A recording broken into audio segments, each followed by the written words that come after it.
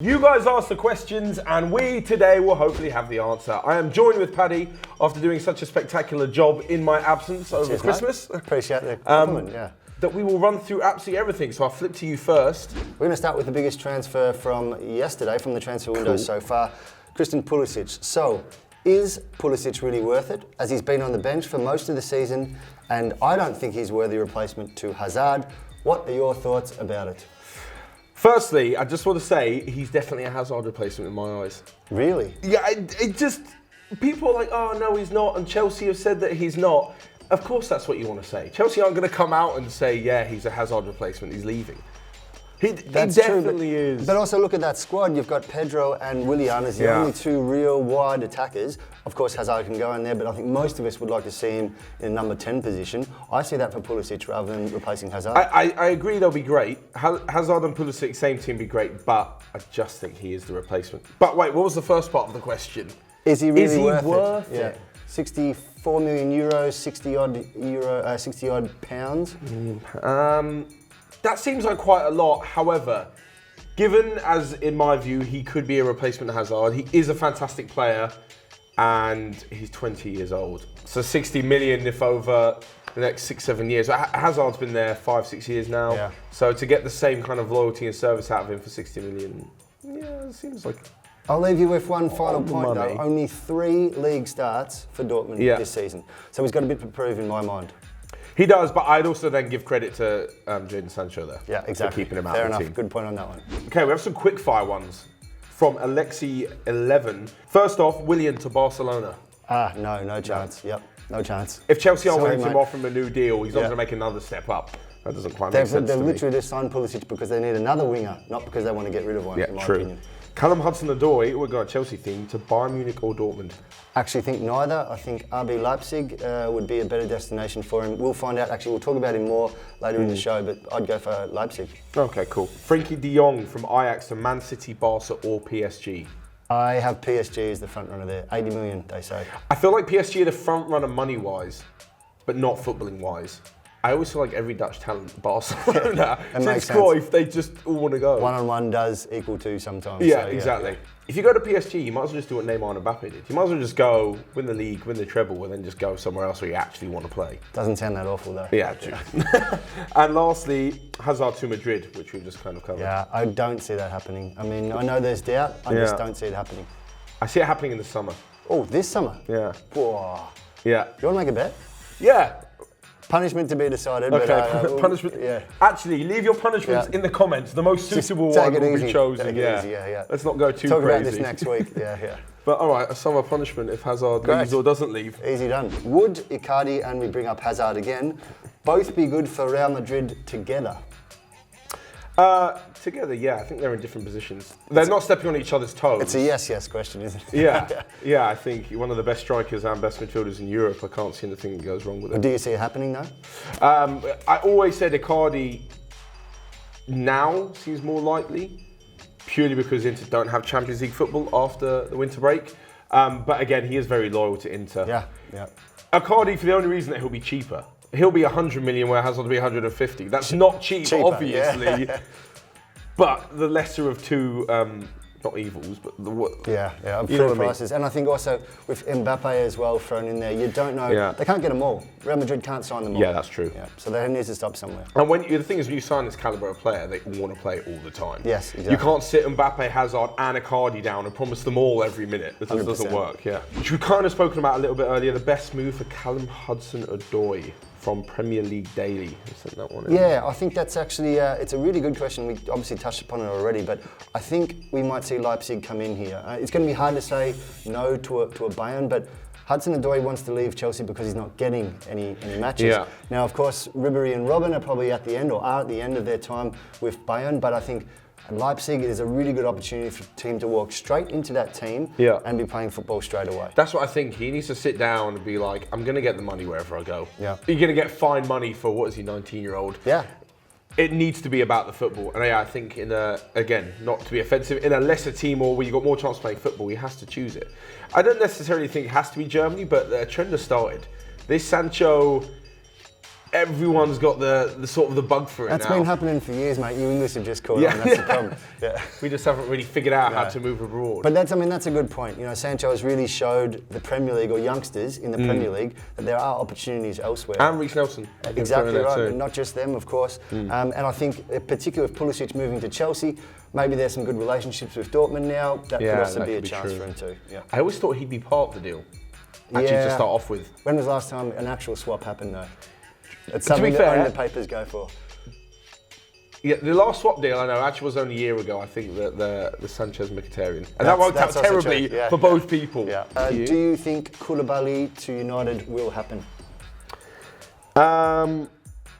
Yeah, because they're the only ones who would pay that money for him. Yeah, I've seen 91 million quoted, oddly specific. Don't know where they get it. That's a lot of money, isn't it?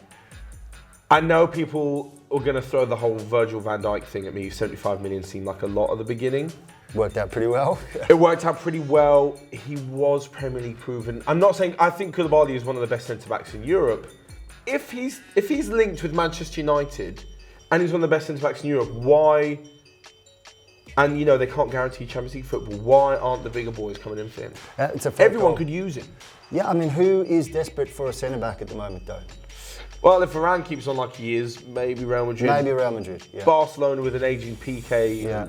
But they're going for De Ligt as well, so they see a bit of a younger direction for them. I feel like from Koulibaly's point of view, surely he has a better option. Potentially. Money-wise, he doesn't. Nope. Quickly, I think Lindelof has shown, even as much as Pogba, how much having a different coach has helped him out in the last couple of games. True. So maybe they've already got one good centre-back there as it is. One more piece, and maybe that's a new defence that we see for United. At least one that's a bit more confident, a bit more no doubt. Switched on. I mean, he's improving any defence he goes into. Yeah, I think that's safe. 100%. That's safe around Europe. Yeah. Who do you think is Arsenal's most likely signing to back up their defence? I'm just going to rule Koulibaly out straight off. Yeah, fair enough. If he can go to United on 500k a week for 91 million, Arsenal can't compete with that. Okay, you keep saying 500k. I know it's a slight exaggeration. 300k. You know what I mean? Yeah. What do you think? So I actually think the most logical one is probably Mats Hummels. They're saying 30 million euros here in Germany. To be honest, I think that's a really good bargain for Bayern. The last couple of seasons, or at least season and a half, we've seen Hummels really lose a yard of pace. And yes, he can read the football very well. But I think they're probably seeing that he's maybe done at Bayern in the long term. And Arsenal, who need another defender, obviously like getting their defenders from Germany, makes a bit of a logical decision in January. I feel like, Hummels as well. The only problem I have, I think he's too similar to what they've got now. If you want aging, big, slow centre-backs, I'm not saying just left. I don't think he's the answer. I mean, the question was, what was it? Who was the most likely? Yeah. It's not necessarily the best answer, but I think he's the most likely. Yeah. I'm thinking him along with Eric Bailly from United. Fair enough, yeah. If they get Koulibaly, especially. Of course, yeah. This one's perfect for you, Matt. What position does Tottenham need to invest in this January? Wow, which position? I mean, on the short term, a striker. We could go on about contracts expiring and the defenders getting a bit older and midfielders, but for January, a striker, backup striker. I mean, past Kane, there's no one else. Llorente hasn't shown that he can be a replacement on a short term, let alone a long term. It's far. Llorente's far from it, and apart from that, Moore and Son Santos out front, but they're best as attacking midfielders or wingers. And Kane, Spurs are still in four competitions, so to play four competitions worth every single game, 90 minutes like he does. Spurs need a backup striker, obviously. I can't remember who said the other day, it was someone at Spurs, said the obvious difficulty is sitting down with a new player and saying, do you want to come to our club and play backup? Yeah, fair enough. It's just impossible to say to any player. And if they do, and they're good enough to play backup, you're paying 60 million for a backup. That's true, yeah. So, So who's top of your list then, quickly? As to come in as a backup, it's really tough. I would say Callum Wilson. He wouldn't be happy with it, but I'd say a proven English goal scorer.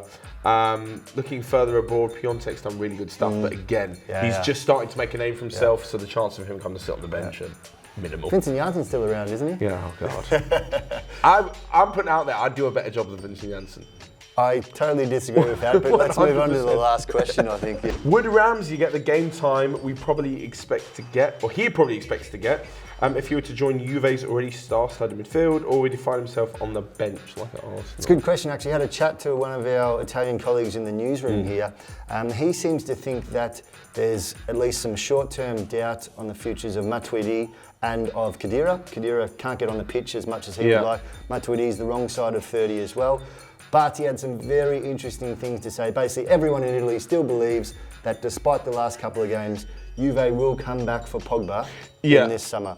And that Ramsey is a second choice if things don't work out and they get no love from United. So I think Ramsey would play enough at Juve. He's not going to be a first pick. Pjanic, I think he's incredible. Betancourt has been an amazing bargain for them as well. If they get Pogba, it won't happen. No one else is really in for him from what I've heard. There were a few rumours around Real Madrid, Liverpool, not quite sure. Bayern, PSG as well, also just rumours. Yeah. But put it this way, how much would you pay for him if he wasn't on the free? At 28, 20 odd million. 20 pounds. to 30 million, Yeah. like, so to think that you're getting away with the bargain of the century and he's going to walk in and become the jewel in Juventus' midfield crown, I can't see it. A similar role to Arsenal. He'd be a really good player to have in the team, more than capable of doing a job, but he's not like, oh my God, first end of the team sheet alongside Ronaldo. Do you see Ramsey playing actually as a number 10? With Pjanic next to him or slightly behind him? Yeah, I think actually when I looked through earlier, the likes of Khedira, Pjanic, Matuidi and Emre They're Can. all playmakers, Yeah, they're all deep line playmakers. they're all deep. So there is room for Ramsey. However, it then gets me thinking, what of Dybala then? I think only as a backup. Dybala would obviously be the first choice. But then he's moving to be a backup. Yeah.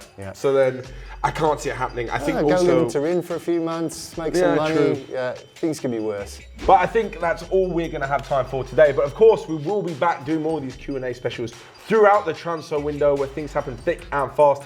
Thank you so much to Paddy No worries, yeah. for coming to sit with me and discussing all this Don't stuff. forget the bet. Matt really loves hot sauce, by the way, so let's just remember that.